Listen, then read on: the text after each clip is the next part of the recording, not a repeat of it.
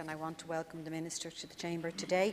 And I also want to commend my colleague Senator Paul Gavin on bringing this legislation forward. It's a vital piece of legislation. I also want to welcome all the guests who I know have worked very hard on this piece of legislation. It is a vital piece of legislation, Minister. I would love if you could support this. I really would. I have worked in the industry. 35 years ago, I was a separated mother with 2 very small children, and the difference for me with the tips that I would have gotten, thankfully I had the support of my mother, who was able to look after the children while I went to work. I was on my own with 2 small children, and it was the difference for me of buying a bag of coal to heat the house, to heat the flat I was in. That was the difference. And that's what happens today for workers. I mean, that's the way it was. Was I going to be able to afford a bag of coal today to keep the flat I lived in warm for my children while they slept? And that's the reality. And there was no central heating, as you can imagine, those days. Very, very cold, old house.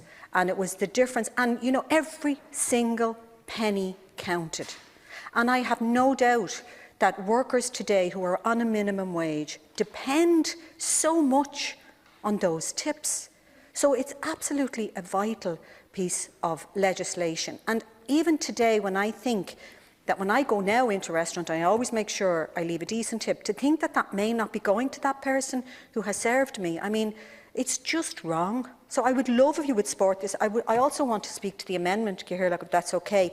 The proposed change... To be on the amendment, I know that, but I just had to say that. I just wanted to express, I suppose, the importance of what this legislation is. So the proposed change clarifies that we're drawn on the Organisation of Working Time Act here, and as I see it, we are also building on that work. That legislation outlines crucial workers' rights protections, including maximum working hours, mandatory rest times, annual leave requirements and complaints procedures. These are victories won over decades, in large part as a result of the trade union movement and those fighting for fairer conditions for working people. They were not won easily, but they have hugely improved the lives of people all over this country. I see this bill as continuation of that tradition.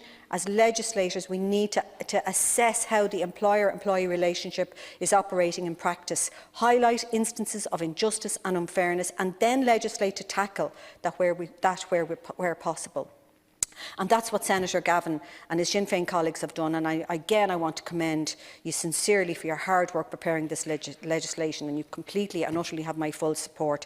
In reality, it's quite a minor step, and we're not reinventing the wheel here. We're simply saying that workers in our hotels and restaurants should have the right to keep their tips that they have hard down. It's small change, but it's hugely important to people who are working on low incomes and in precarious conditions, who often rely, like myself, on tips to make ends meet.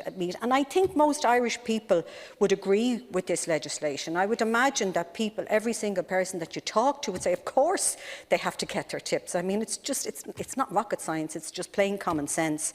Anyway, if Minister, you agree to this proposal on this matter, I think it would be fantastic. The bill has been ready for a number of years, and I think now it's right that we progress it today. And I do ask you, Minister, to please think about this and really do get behind it and support this. Thank you very much.